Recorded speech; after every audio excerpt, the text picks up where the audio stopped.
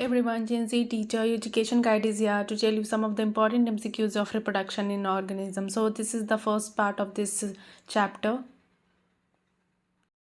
The first question is, which of the following is not a mode of reproduction? Sexual reproduction, asexual reproduction, C regeneration और D nutrition.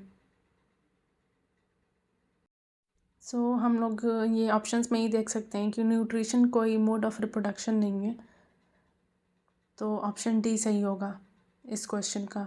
Which of the following is not a mode of reproduction? So nutrition is not a mode of reproduction. Nutrition is a process of being nourished, right? The next question is, which of the following organism reproduce by budding? Amoeba, hydra, yeast, or all of the above? So budding and binary fission are two common method of asexual reproduction. Amoeba क्योंकि unicellular है तो ये binary fusion show करता है, ना कि budding. और yeast और हाइड्रा दोनों ही बडिंग शो करते हैं. तो ऑप्शन हाइड्रा और यीस्ट दोनों ही सही होगा. तो इसके लिए option B and C both are correct हो जाएगा.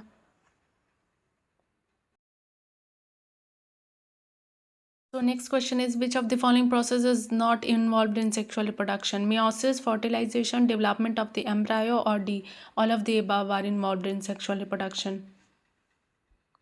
तो मियोसिस, फर्टिलाइजेशन और डेवलपमेंट ऑफ एम्ब्रायो तीनों ही प्रोसेस सेक्सुअल रिप्रोडक्शन के हैं, तीनों ही प्रोसेस होते हैं. तो ऑप्शन डी सही होगा इसका. All of the above are involved in sexual reproduction. Next question is, which of the following is the male reproductive part of a flower? Stamen, pistil, ovary, or anther? So option A, which is stamen, is the male reproductive part of a flower. स्टेमन जो होता है वो उसके दो parts होते हैं, filament और anther. Filament जो लॉन्ग पार्ट होता है और एंथर जो उसके ऊपर पार्ट होता है जिसमें पॉलन ग्रेन्स प्रोड्यूस होते हैं. And Oval producing part of a flower is pistil. Ovary supports long style और ओवरी बाद में जाके फ्रूट में कन्वर्ट होती है और ओव्यूल्स जो होते हैं वो सीड में कन्वर्ट होते हैं. तो इस क्वेश्चन का करेक्ट आंसर होगा stamen. Which of the following is the male reproductive part of a flower? तो stamen is the male reproductive part of a flower. Next question is, the transfer of pollen grains from the anther to the stigma of a flower is known as pollination, fertilization, germination, or seed dispersal.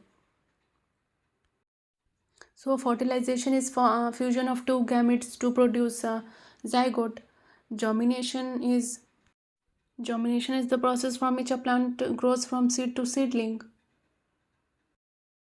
Dispersal is the mechanism by which seed is dispersed to a new area for the seed germination. इसमें seed wind के through, gravity के through या ballistic method के through अलग अलग different जगहों पर disperse होते हैं जिसकी वजह से जर्मिनेशन होता है. Dispersal is a way by which seeds are dispersed into a new area where they will grow into a new plant, right? तो ऑप्शन जो कि पॉलिनेशन है ये इस क्वेश्चन का सही ऑप्शन होगा, क्योंकि पॉलिनेशन ये एनसीईआरटी में डेफिनेशन दे रखी है कि pollination is the transfer of pollen grains from the anther to the stigma of a flower. तो पॉलिनेशन ये होता है और ये इंपॉर्टेंट भी है डेफिनेशन, 1-2 मार्क्स में पूछ देती है. Next question is, the fusion of male and female gametes is known as. तो मैंने लास्ट क्वेश्चन में ही फर्टिलाइजेशन का बताया था, that is fusion of gametes to form a zygote is fertilisation. तो इस क्वेश्चन का आंसर तो डायरेक्टली सही है, बी है फर्टिलाइजेशन, क्योंकि हम लोग ये बहुत पहले से पढ़ रहे हैं कि fusion of male and female gametes to form a zygote is known as the process is known as the fertilisation. तो फर्टिलाइजेशन इस क्वेश्चन का सही आंसर होगा. और पॉलिनेशन, जर्मिनेशन, सीड डिस्पर्जल भी मैंने अभी लास्ट क्वेश्चन में ही रिपीट किया, तो वहाँ से आप लोग देख लो. Next question is, the process by which a zygote develops into an embryo is known as embryogenesis, fertilization, germination, or seed dispersal. So इसका आंसर ये ऑप्शन ए सही होगा. Embryogenesis is the process by which a zygote develops into an embryo. ठीक. Fertilisation तो fusion of gametes, और germination वही the process by which a plants grows from seed to seedling. और seed dispersal भी हमने देखा. ऑप्शन ए जो कि है एम्ब्रायोजेनेसिस सही होगा इस क्वेश्चन का. Next question is the process by which a seed germinates and grows into a new plant is known as embryogenesis, germination या seed dispersal. तो इसका आंसर जर्मिनेशन होगा क्योंकि एम्ब्रायोजेनेसिस और सीड डिस्पर्जल हमने अभी लास्ट 2 क्वेश्चंस में डिस्कस किए। और जर्मिनेशन प्रोसेस होता है जिससे कि सीड जर्मिनेट करती है और ग्रो होती है एक न्यू प्लांट में। तो इसका ऑप्शन बी सही होगा, विच इज़ जर्मिनेशन।